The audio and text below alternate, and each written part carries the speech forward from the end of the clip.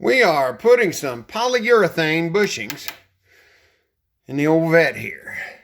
This is the last wheel I've got. I did the back ones last week, just finished up the other front one, and thought I'd video one of them. Not a bad job except for getting the rubber off the old suspension pieces. They press out of the control arm, no problem, but the rubber is on there pretty good. So we'll go through how to take this apart. And if you take it piece by piece, it's pretty easy to take apart, especially if you've got a ball joint separator. First thing we need to do is take out the two bolts right there holding the caliper on. And we'll set it over here on this box. Keep it out of the way. You don't want to leave it hanging by its wire. Right, the caliper is setting safely on its little rock auto box. Next, I would suggest taking the speed sensor wire off. It's got a couple of clips, and you can just move it over there with the caliper. Now you can take the nut off the tie rod and get ready to separate it. The tie rod has been denutted. Got the separator on there, and boom, it didn't even take much to get it out there. If you don't have one of these, get one of these. It makes all this stuff real easy. And I had to widen the gap here just a little bit on this set, and now it fits pretty much everything on the Vette and just makes it so much easier. Next, we will remove the upper and lower, or the upper and lower, lower and upper ball joint nuts. Both ball joint nuts have been removed. With the suspension all the way down, it makes it hard to get the separator on the upper one. So I just jack this up a little bit to get some clearance. Now we can get the separator on there and pop the top ball joint loose. Okay, the separator is on there. Let's see how easy this comes loose.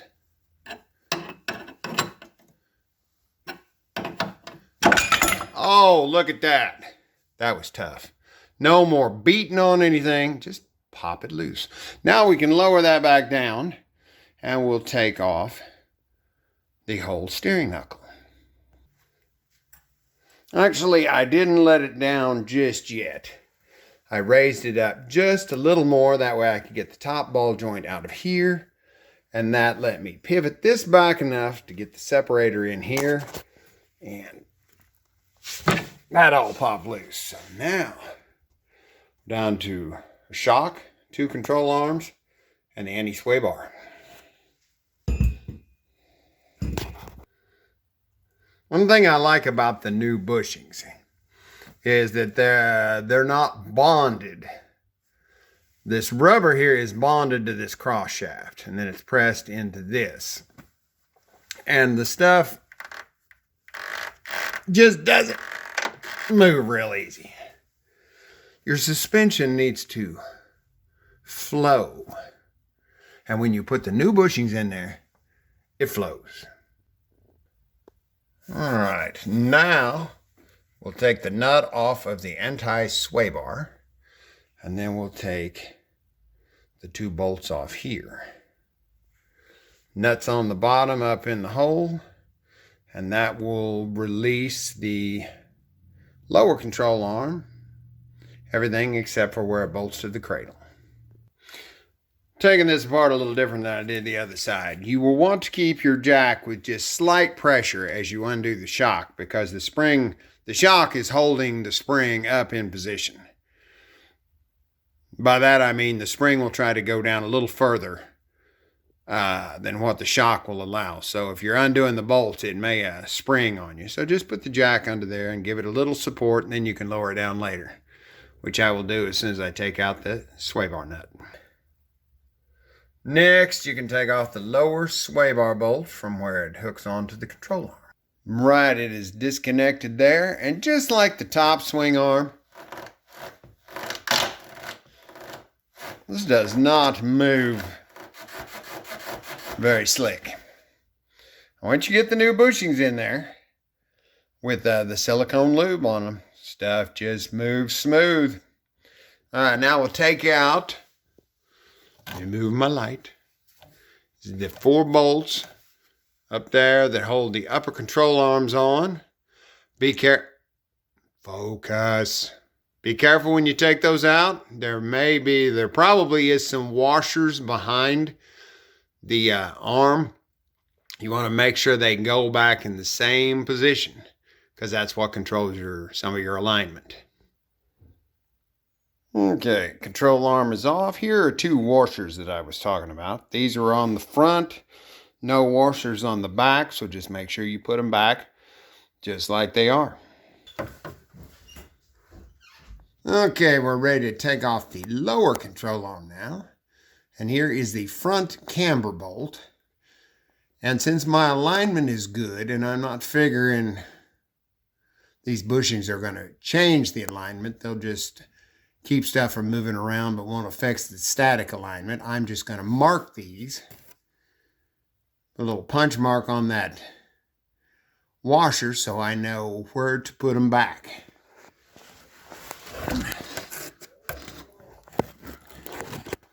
And there is the back one. I'll do the same on it, so everything will go back just like it comes off. First order of business, we need to get these bushings out. As you can see on these, they're marked front and rear. You want to keep that orientation the same. And these have a flange here, so they have to be pushed from the inside out, which makes it a little trickier. But it doesn't take much to push that rubber out. Getting the rubber off this piece is a different story. I saw a guy that put a scissor jack in here and just pushed them out. That worked pretty slick. Unless I go get the jack out of the Yukon, I don't have a scissor jack laying around. So we're going to use the press. Okay. Using my handy dandy little separator plate here, we're grabbing onto the control arm. Got a rod coming up to the press. Now, since this is in the way, it's at a little bit of an angle, but like I said, it doesn't take much to push these out. So we'll see if this doesn't get it. I'll just hang on to this. Try to keep it from going anywhere. And since that centerpiece is bonded to that rubber, you start pushing it down and it'll shove the rubber and the centerpiece right through the center.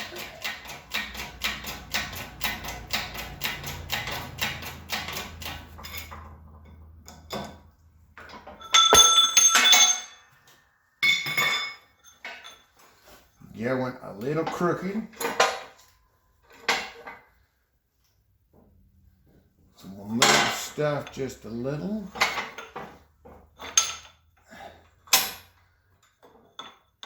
Go from a slightly different angle. And shove it again.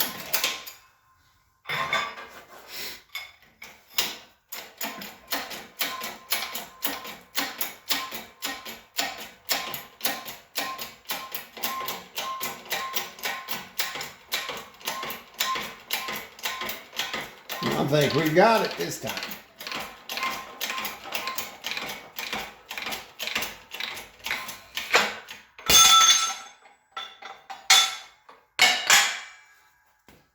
And there we go.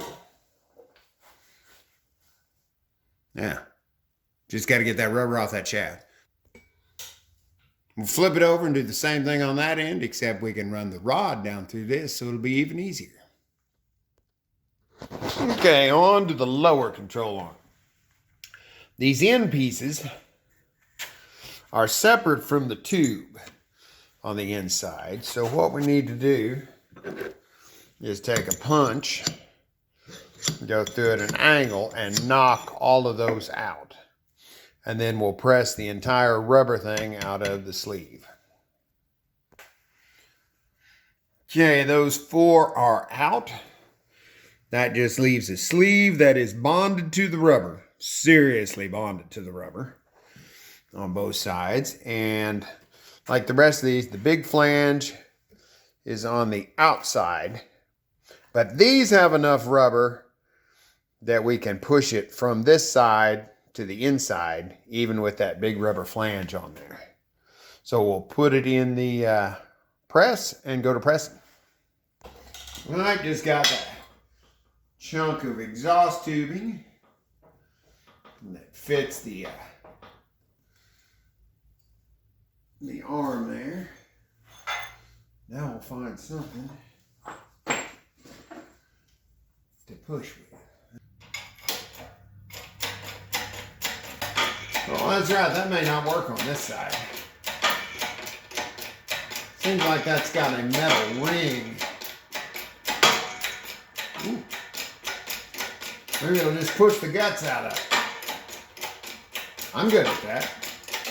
I pretty much do this different every time I do it. So we'll see how this time turns out. Kaboom. Let's see what we got.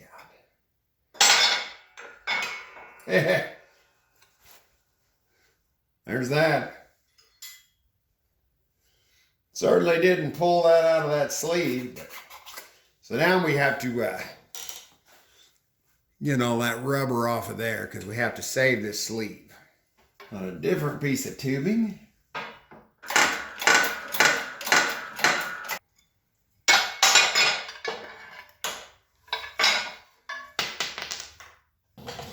And just like before, we got to save the metal sleeve. Next thing we can do is put the bushings into the control arms. Because you put these in first, then you stick the inner rod in afterwards. All of these have the bigger and the smaller flange. Bigger flange always goes on the outside of these. So we'll put silicone grease on this. Clean this up a little bit. We'll put silicone grease on the inside and then we'll shove it in there.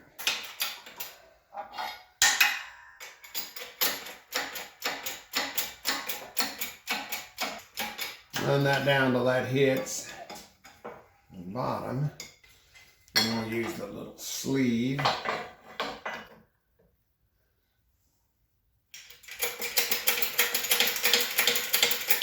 That's what I should have done to start.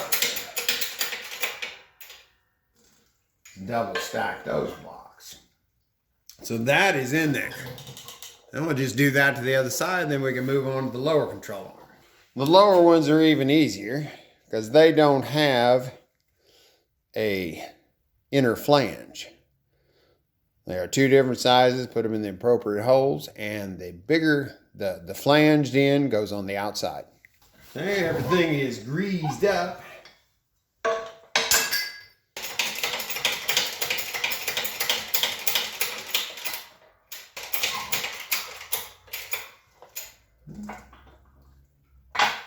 That side is in there, ready to go. And that one is installed. So now we're basically ready to get the rubber off of the old inserts, which is a pain, but it's got to be done. Okay, up next, we have to get the rubber off of these sleeves and these rods here. So what I'm going to do is take the little knife there and I'm going to slice down the side in 3 or 4 places going around each one of these. Slice it down to the core, and then we're going to take them out and barbecue them. The instructions say to heat the sleeve up, just a little bit. It'll break down the connection with the rubber and you can push it out. Yeah, bullshit crap. They're like, well, if you see any fire, you've got it too hot and back off the heat. Yeah, no, I have to have lots. It has required me to use lots of fire to get these off here. But hey, maybe you'll have better luck. Now, I had been using my little propane torch. But it's cold and windy out here, so we just went with plan B. Flammable liquid in a squirt bottle. Oh. Now we don't have to completely burn the rubber off. We just got to get it hot enough that we can push the rubber off of the cores. And yes, it stinks a little bit, but most of my neighbors are crackheads, so hell, they don't even notice. So we'll let these burn a little bit, shove it off, then we'll take them to the belt sander and the wire wheel and get them just cleaned up looking like new. And look at that, 4 little crispy critters. I'll let those cool down a little bit. I stomped out the rest of the fire. Once those are cool, we'll hit them with a combination of the wire wheel and the belt sander, and by the time I get done, they'll look like new. Well, maybe not like new, because when they were new, they had rubber on them. They will look like new without the rubber. Just be careful. Either have a fire extinguisher handy or have drank lots of beer beforehand in case you catch anything else on fire. But I really, the gasoline in the squirt bottle worked a lot better than trying to heat them with the torch. Got them all four blazing. And just, oh, one thing to be careful with. Well, there's probably several things you should be careful with, but I was holding these down with a piece of metal rod I had, and then I was scraping the rubber off with a putty knife.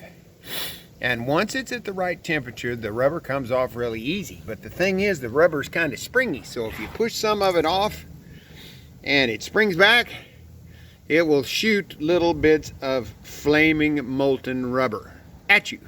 So be careful. I, of course, have my flame retardant suit on, so I was safe.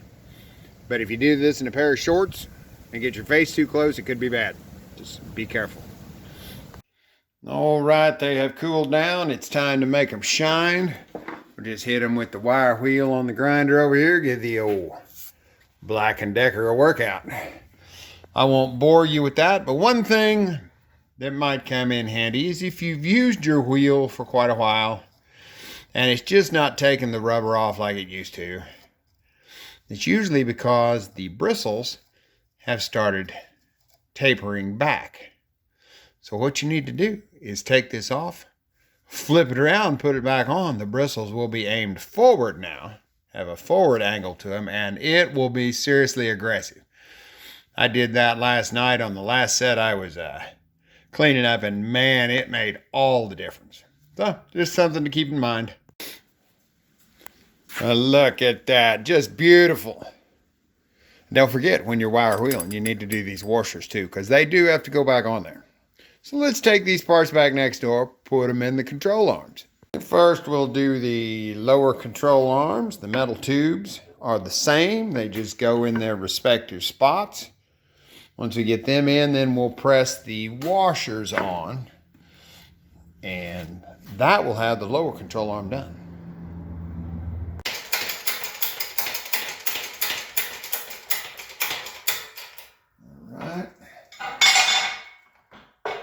That's in there. We'll do the same thing on the other end.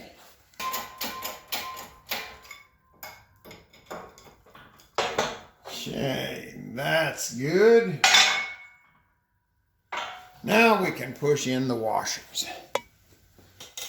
You got inner and outer washers.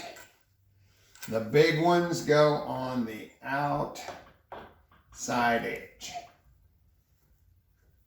So the bigger one goes here.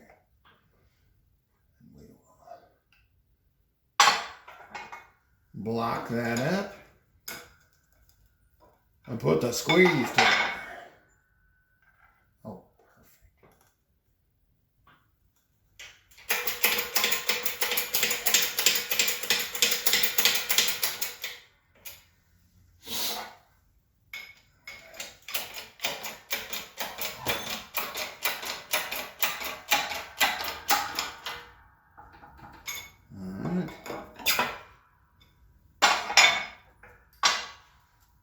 same thing on the big end.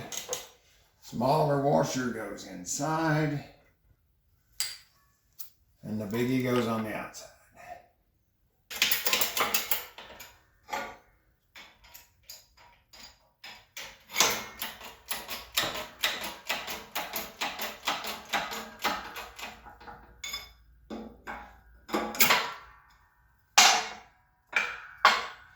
And there you go. Lower control arm is done. The fronts are a little different because they have this bar assembly. That will press right through there.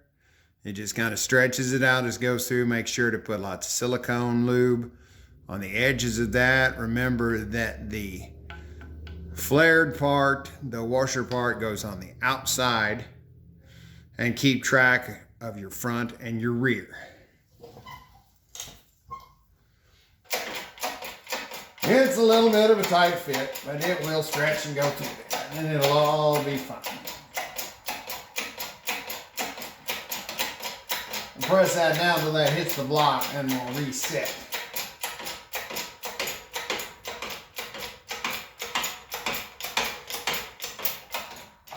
Okay.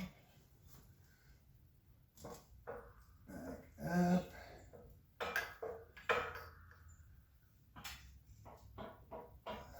Stick this under there. Push it on through. Press it down till you got a little smash there. And that side. I fell off my stool. That side's done. Let's do the other side.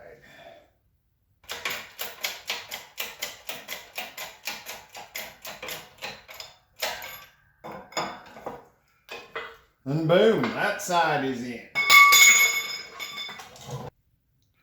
Everything is back together and ready to go in the car. I think I'll just end this video here because reassembly is exactly opposite of taking it apart. Nothing to it. It's Friday. Get this put back together tonight. Should be able to take it out over the weekend. Then I'll do a little review video. See if this caused me any problem or I don't like them in the front. The back didn't bother me at all. They handled nicely. So we'll see if these, since this is a little more direct to the driver, since it's coming through the steering, I might not like it. I might not like it as well, but we'll find out and I'll post it up. As always, thanks for watching. A like and a subscribe is always appreciated if you found this video useful. Until next time.